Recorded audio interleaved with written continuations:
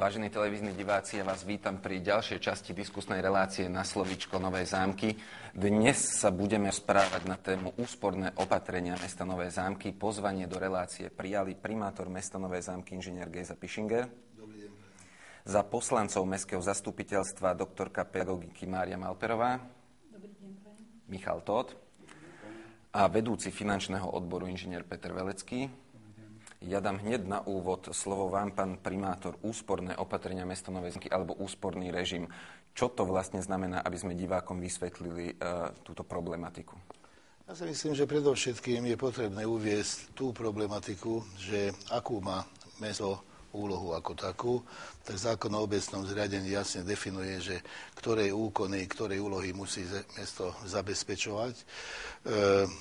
Ja neviem, v rámci originálnych kompetencií alebo preneseného výkonu štátnej správy musí sa starať hospodárne, zaoberať s hnutelným, nehnuteľným majetkom, musí zabezpečiť čistenie, údržbu verejného priestranstva, musí svietiť, cintory musí prevádzkovať a XY ďalších vecí.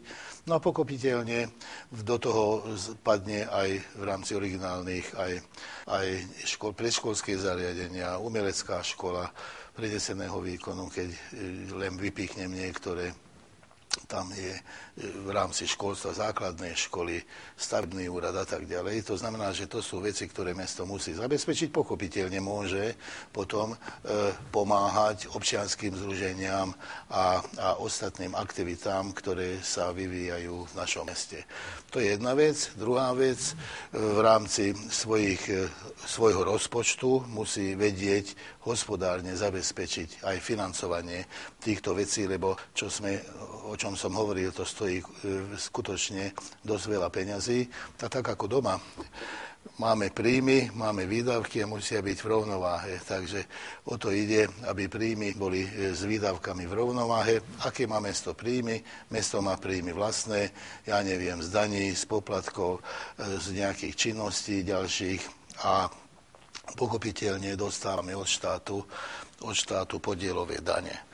Takže to sú naše príjmy, sú jasne zadefinované. Posledný čas vedie kríza, furt klesajú príjmy, treba povedať, ceny sa zdražejú a naše výdavky musíme skutočne veľmi dobre premyslieť. Na zastupiteľstve dlhé hodiny hovoríme o tom aj predtým, aj potom, že ktoré investičné veci uprednostňujeme práve v danom období a pochopiteľne výdavky, veď platy sú zmrazené už druhý rok.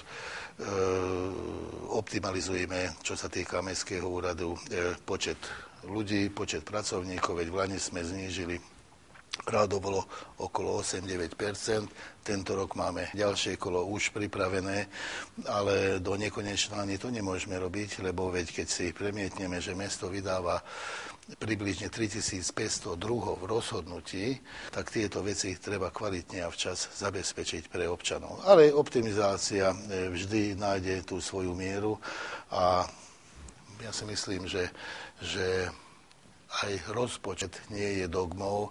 Vždy sa vraciame k tomu, ako sa naplňa mestská kasa, tak prehodnocujeme aj výdavkovú časť. Tak my tu máme aj odborníka na financie, pán Velecký z Mestského úradu. Poprosím aj vás, aby ste nám tak trošku priblížili, ako to vlastne je s tým našim rozpočtom, odkiaľ mesto čerpá peniaze a čo sa týka aj toho úsporného režimu, nejaké tie čísla alebo štatistiky alebo podobne.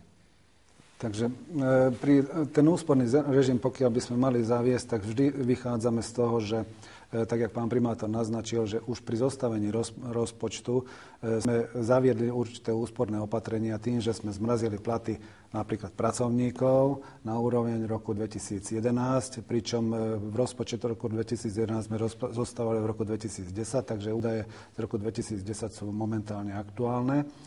A potom takisto odmeny poslancov sú zmrazené na úrovni roku 2011. Čiže tam, kde vieme ovplyvniť niektoré výdavkové položky, tak už sme zostavovali tak rozpočet, aby to bolo už premietnuté v tom rozpočte príslušného roka. Sú samozrejme výdavky, ktoré my nevieme ovplyvniť a nevieme ani očakávať, napríklad tá dlhá zima, kde na zimnú údržbu už momentálne máme prekročený rozpočet, celoročný rozpočet, nie len rozpočet, čo sa týka časového plnenia. Takže sú také výdavkové položky, ktoré mesto ani mestské orgány nevedia ovplyvniť a žiaľ Bohu, tunák nám narobia neplechu v tomto našom rozpočte a v tom prípade musíme šetriť a tak, jak pán primátor povedal, že ako sa naplňa rozpočet príjmov, tak budeme riešiť aj rozpočtové výdavky. Samozrejme s ohľadom na to, že teda čo sú podľa zákona tie originálne kompetencie a tie povinnosti obce, ktoré musí bezpodmienečne zabezpečovať a ktoré môže zabezpečovať. Lebo dotácie a rôzne iné aktivity mesta, ktoré môže robiť podľa zákona, sú v tomto momente odsunuté na druhú koľaj s tým, že keď sa naplní rozpočet, tak samozrejme budeme riešiť aj túto výdavkovú časť rozpočtu. Keď sa pýtali, že aké príjmy máme, tak máme v prvom rade daňové príjmy. Samozrejme, každý pozná, je to daň z nehnuteľnosti, máme daň za psa, daň za nevýherné hracie prístroje, predajné automaty. Potom máme podielové dane, ktoré dostávame podielom z celkové vybraných daní zo závislej činnosti, ktoré vyberajú teda daňové úrady a zo zákona máme určitý podiel, kde s komplikovaným výpočtom dostávame na počet detí, ktoré sú do 15 rokov, potom máme občanov, ktorí sú nad 60 rokov a proste takým nejakým spôsobom je to vypočítané, že mesta dostávajú tieto podielové dane na tie kompetencie, ktoré sú podľa zákona, ktoré musia zabezpečovať. Potom máme nedaňové príjmy, to sú poplatky, rôzne administratívne poplatky, potom sú to napríklad poplatky za licencie, keď vydávame licencie na výherné hracie prístroje a iné poplatky, ktoré mesto vyberá, ale len podľa zákona, ktoré má možnosť vyberať. Potom máme, tak povediac, granty, transfery, čo dostávame dotácie, sú to kapitálové, ale bežné, na určité projekty. Na projekty dostávame zo štátneho rozpočtu, dostávame z Európskej únie, zo štrukturálnych fondov. V rámci týchto grantov, transferov sú aj prostriedky, ktoré dostáva mesto na zabezpečovanie preneseného výkonu štátnej správy, tak jak pán primátor spomínal, stavebný úrad, matrika, základné školy a iné rôzne činnosti, ktoré zabezpečujeme na základe poverenia štátu zo zákona. To je jedna oblasť, to sú tie granty a transfery. A potom máme rôzne mimorozpočtové, alebo teda návratné zdroje financovania. Sú to úvery, rôzne prechodné výpomoci a z toho sa skladá asi príjmová časť rozpočtu. Vy ste tam spomenuli poslancov, že aj oni boli trošku ukrátení. My tu máme poslancov aj kvôli tomu, aby sa vyjadrili na túto tému. Pán Tóth, športová komisia, šport, dlhé roky sa tomu venujete. Ako je to s financiami, čo sa týka športu?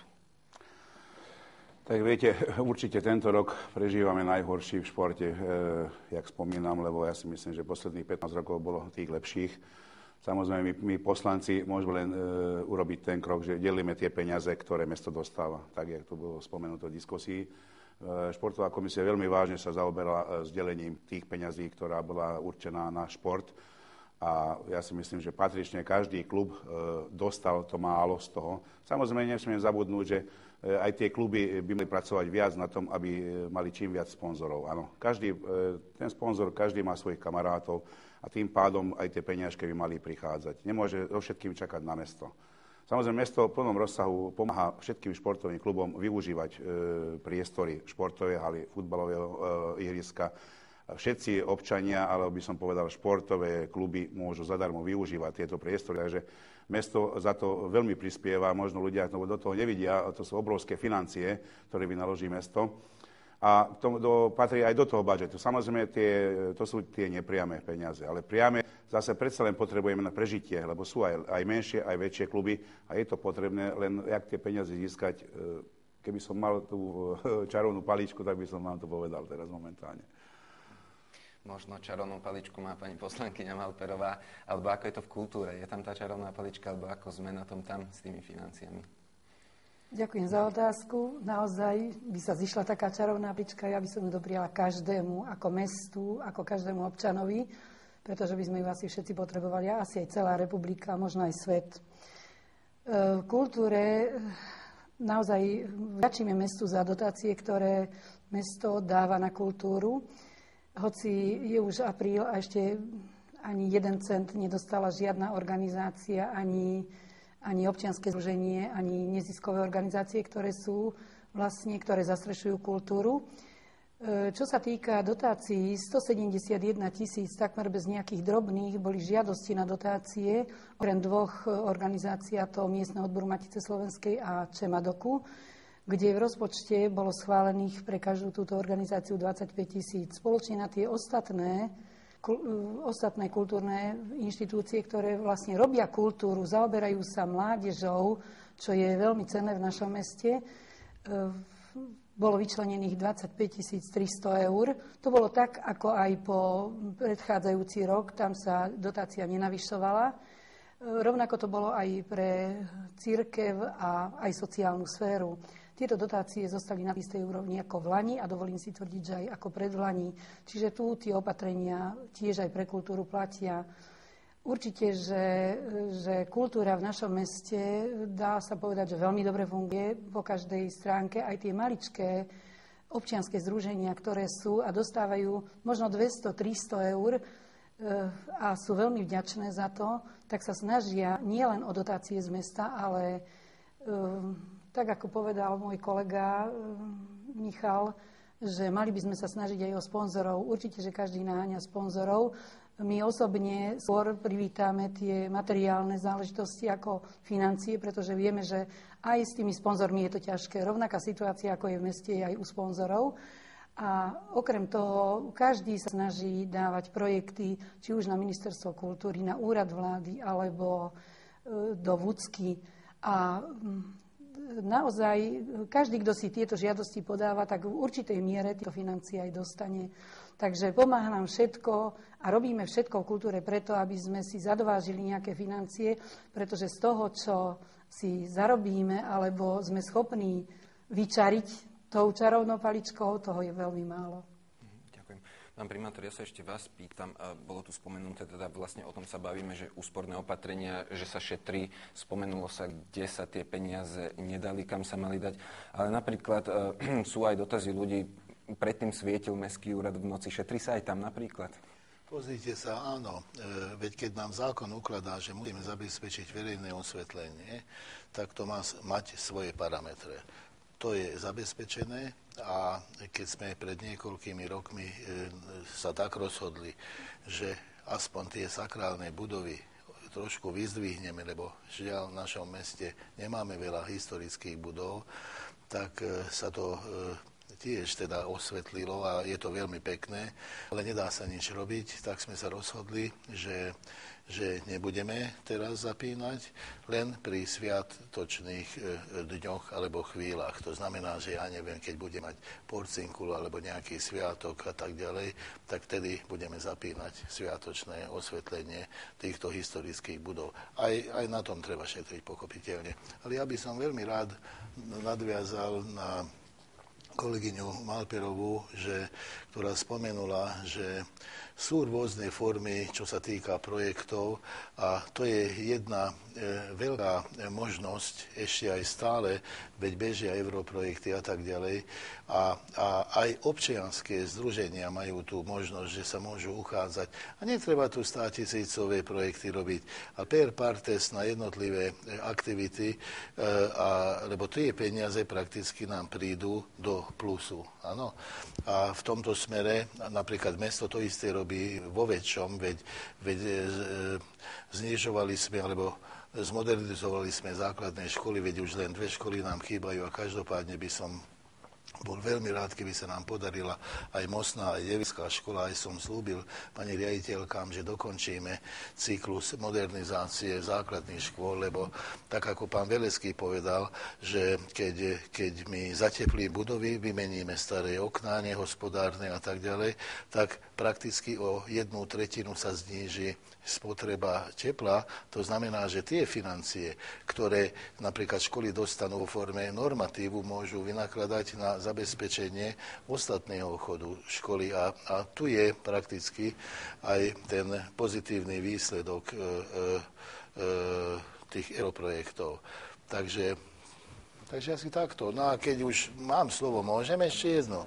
Lebo najlacnejšie je vždy ušetriť to, čo nemusíme. A ja by som rád využil príležitosť a dal by som jednu výzvu pre občanov nášho mesta, že my približne ročne vyše 100 000 eur vynakladáme, míňame na dočisťovanie čiernych skládok. To znamená, že to sú smeti, ktoré tam nemusia byť. A ja by som rád vyzval občanov, že netvorme čierne skládky, veď celý rok majú k dispozícii zberný dvor aj na konci Gábora Betlen, aj za tromi mostami, kde môžu zadarmo si vyniesť svoj odpad, ktorý, ja neviem, pri čistení povalov alebo neviem čoho vzniknú. A tie peniaze potom už môžeme ušetrené využiť napríklad za rekonštrukciu komunikácií. Veď vidíme, ako vyzerajú naše komunikácie. A určite naraz to nebudeme vedieť všetko spraviť a opraviť.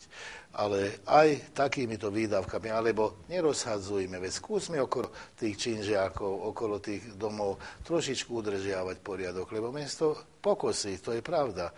Ale keď ja musím 10 ľudí púšťať a platiť, aby zbierali tie smeti, ktoré tam nepatria, tak aj to sú peniaze. Veď čo do prírody zobereme, tak to si aj odniesme. Nezahadzujme, lebo potom skutočne tie peniaze musíme vynakladať na dočisťovanie. Takže aj takto môže každý občan priložiť ruku k dielu. Takže skutočne, hovorí sa, že zlé časy nás naučia hospodáriť. Možno, že tieto zlé časy aj na toto budú dobré, že naučíme sa inak zadielovať, inak hospodáriť aj s financiami. Ďakujem. Pevne verím, že diváci si to zoberú k srdcu. Vy ste tam spomenuli, že zlé časy nás naučia hospodáriť, pán Velecký. Mňa by veľmi zaujímalo, pretože je množstvo občanov mesta, ktorí vôbec nevedia, ako funguje rozpočet mesta, kam tie peniaze idú. Je nejaká stránka, alebo je nejaké miesto, kde si vedia ľudia pozrieť, kam tie peniaze sa naozaj prerozdeľujú? Samozrejme, každý rozpočet, alebo každá zmena rozpočtu je zverejnená na internetovej stránke mesta, samozrejme na úradnej tabuli. Určitý čas visí teda na úradnej tabuli a všetko ostatné, teda celý rok a vlastne celé obdobie toho rozpočtu je vždy zverejnené na webovej stránke mesta, kde okrem tých číselných údajov si vie prozrieť aj programový rozpočet, kde podľa jednotlivých druhov, čo je mestská polícia, školstvo, kultúra, sú rôzne druhy, je asi 15 programov, kde si vie nájsť to, čo koho zaujíma. V prípade, že nie, tak samozrejme sme k dispozícii, vieme vysvetliť, môže podať teda nejakú žiadosť, aby sme vysvetlili, čo koľko stojí, alebo podobné veci, čo máme dennodenne, sa nás pýtajú občania a teda podľa zákona 211 o slobodnom prístupe informácií, pokiaľ nie sú tieto údaje zverejnené, tak samozrejme my vieme a samozrejme to robíme, že informujeme občanov o tých požiadavkách, ktoré ich zaujímajú. Ale ešte by som sa trošku vrátil k tomu rozpočtu. Tak, jak ste hovorili, že aj pani poslankyňa Malperová hovorila, že je, ja neviem, polovička apríla a ešte nedostali ani halier, alebo teda cent, tie kultúrne organizácie. Samozrejme, keď si pozrieme tú príjmovú časť, čo sme hovorili, tie príjmy, že máme daňové príjmy, nedaňové príjmy, tak okrem tých podielov daní, čo je taký pravidelný, lebo to je daň z príjmov, zo závislej činnosti, to sú tie mzdy a daň z tých miest bývalých. Takže tie dostávame ako tak teda pravidelne. Samozrejme, tam sú výkyvy, podľa toho každá tá daň je niečím ovplyvnená, napríklad táto daň ovplyvňuje nezamestnanosť. Keď je vyššia nezamestnanosť, tak dostávame menšie podiely. Ale je tak asi ako tak teda pravidelná. Potom máme tie naše dane, tie miestne dane, kde len v týchto dňoch rozosielame rozhodnutia o dani z nehnuteľnosti, rozhodnutie o dani za psa, rozhodnutie o zaplatení poplatkov za komunálny odpad. Ale my už prvé 3 mesiace musíme platiť tomu dodávateľovi, ktorý nám zbiera a likviduje ten odpad, my mu musíme platiť. To znamená, že keď my chceme, aby niekto zabezpečoval pre mesto služby, ktoré sú povinné zo zákona vykonávať, tak musíme odsunúť tie výdavky, ktoré my nevieme zabezpečovať, lebo tieto prostriedky, ktoré máme k dispozícii, musíme dať na tie veci, musíme splatiť úver. Lebo keď nesplatíme úver, tak príde banka a v ruke bude mať zmenku, kde, vážený, tak nám zaplatia úver v celej sume. A to si mesto nemôže dovodiť, aby sme sa dostali niekde na zoznam delikventných klientov, že neplatíme úver. To znamená, aj zodpovednosť mesta je v tom, že teda mesto musí zvážiť tie priority, kde dá ten 1 cent, tú 1 korunu, kde do ktorej oblasti ju musí dať. Proste sú niektoré prioritné oblasti a sú niektoré oblasti, ktoré, keď sa naplní rozpočet, tak samozrejme nemôžu sa sťažovať každé kultúrne, a myslím, že aj športová organizácia, čo mala schválené, dostala, že? V tom predchádzajúcom období. A myslím, že bude naplnený rozpočet, aj v tomto roku dostane. Ale my musíme uprednostňovať, a to hovorím, to je tá zodpovednosť tých orgánov mesta, pána primátora na čele, kde on musí povedať, že ktorá je tá prioritná oblasť, ktorú musíme v prvom rade z tých peňazí, čo máme momentálne v dispozícii, riešiť. Keď nám nabehnú tie miestne dane naše, keď nám nabehnú tie položky, ktoré máme v rozpočte, nejakým spôsobom prejudikované, tak samozrejme sa dostanú na rad aj tie, ktoré sú menej závažné výdavkové položky. Pán Velecký spomenul, že sú niektoré prioritné miesta, kam treba jednoducho tie peniaze dať, kde musia ísť. Tak áno, ako som zo začiatku povedal, my máme v zákone zadefinované úlohy, ktoré musíme zabezpečiť. Musíme splatiť elektriku za osvetlenie, čistiť komunikácie, udržiavať a tak ďalej, platiť, platy pre policajtov, pre zamestnancov. To sú také položky, ktoré sú pravidelné a ktoré musíme zabezpečiť. Ale na druhej strane, čo sa týka dotácií napríklad pre kultúru alebo pre šport, tak ako pán Velecký povedal, my to postupne realizujeme, ale keď dnes dostal občan výzvu, že má zaplatiť dane a má na to, 2 týždne, lebo tie peniaze nám začnú nabiehať niekedy v máji. To znamená, že potom postupne môžeme realizovať aj rozpočtom dané výdavky, ktoré prakticky orgány mesta už schválili. Takže nedá sa nič robiť. Na druhej strane poviem vám inú vec. S prostredníctvom Združenia miest a obcí sme limitovaní, lebo pán predseda vlády vyzval Združenie miest a obcí, aby sme neprekročili určité limity, čo sa týka výdavkov.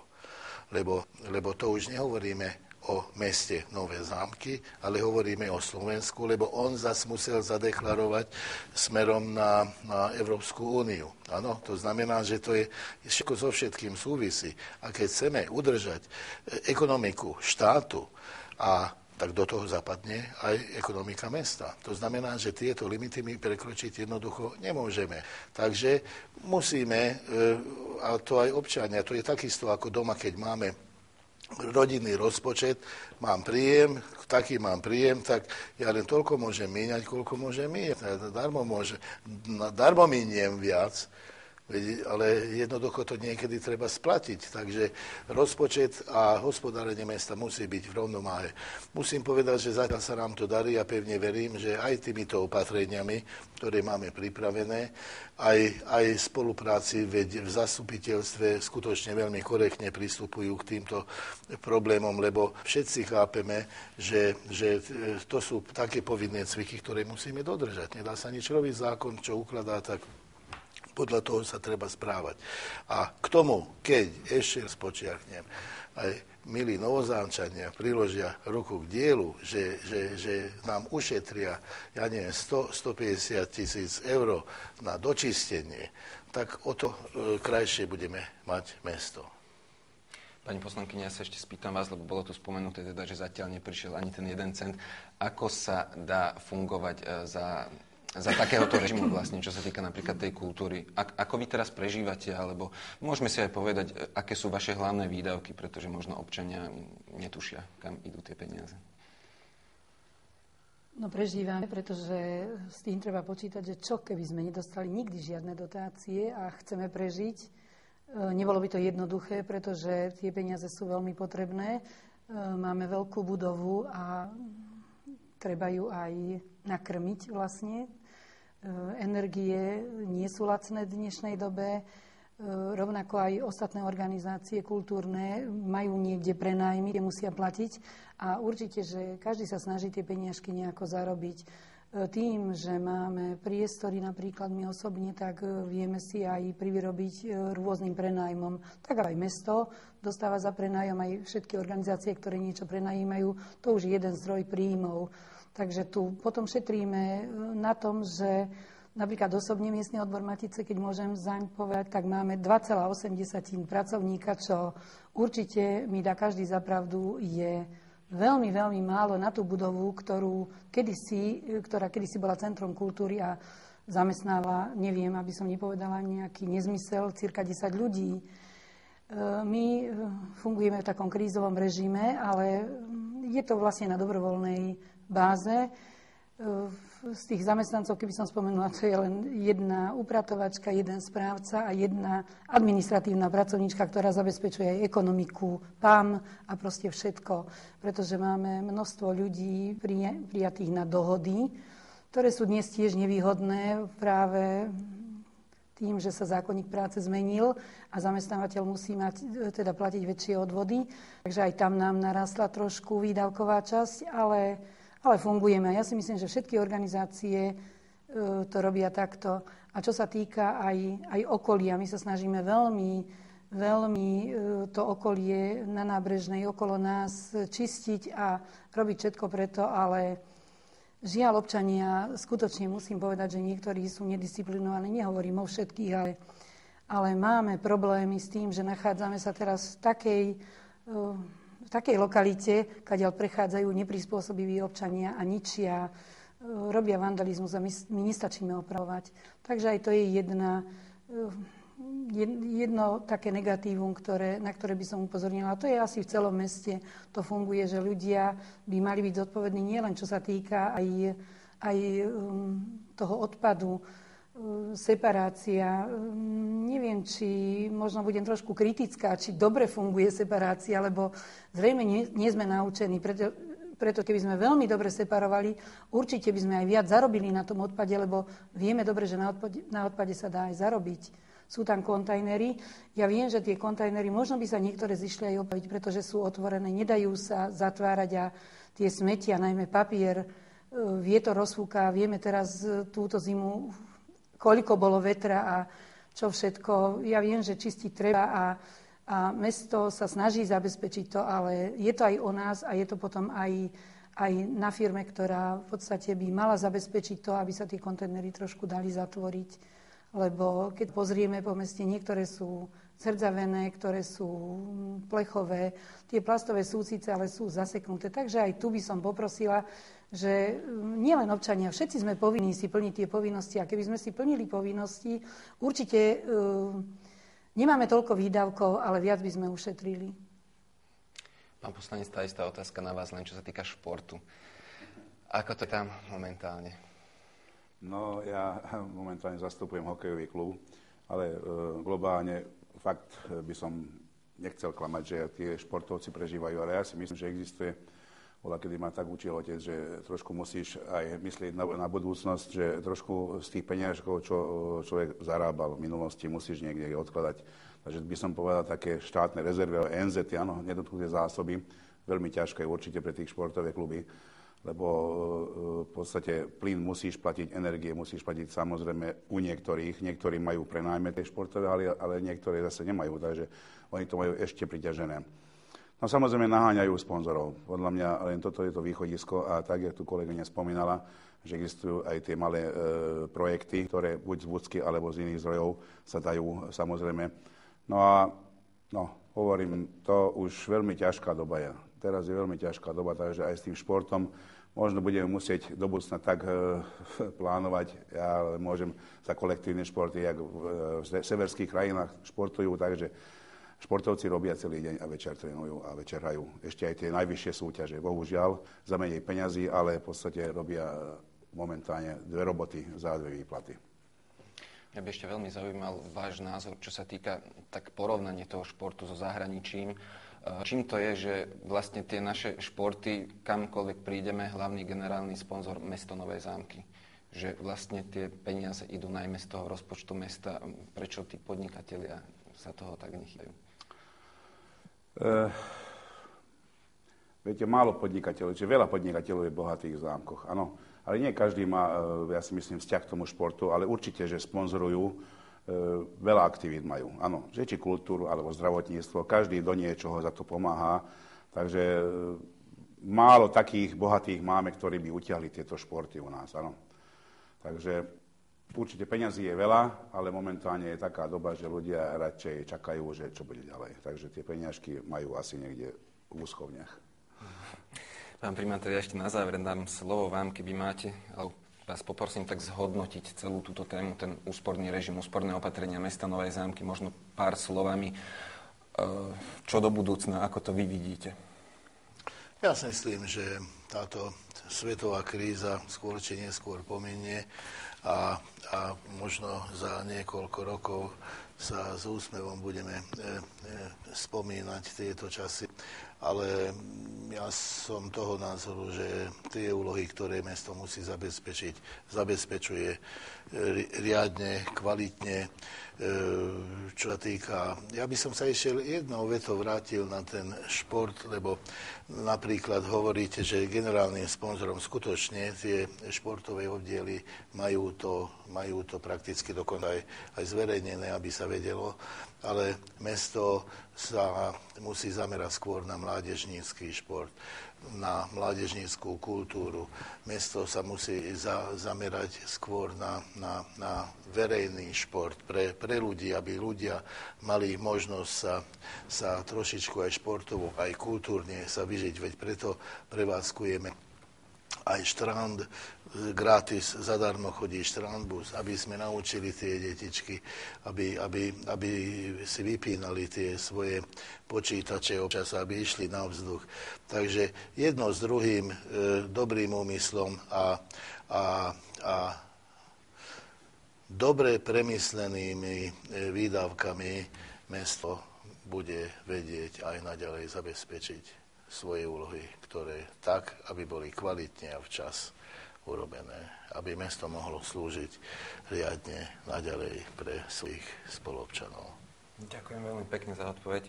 Ja by som milé rád pokračoval ďalej v diskusii, ale bohužiaľ čas sa nám naplnil, tak mi dovolte, aby som ešte raz poďakoval pánovi primátorovi mesta Nové Zámky, že prijal pozvanie.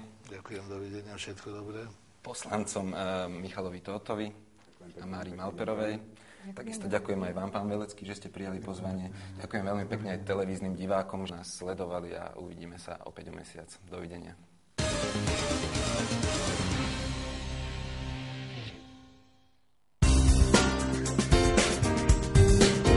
Hotel Korzo ponúka cenovo priateľné, kvalitné a dopravne dostupné ubytovanie a stravovanie so širokou škálou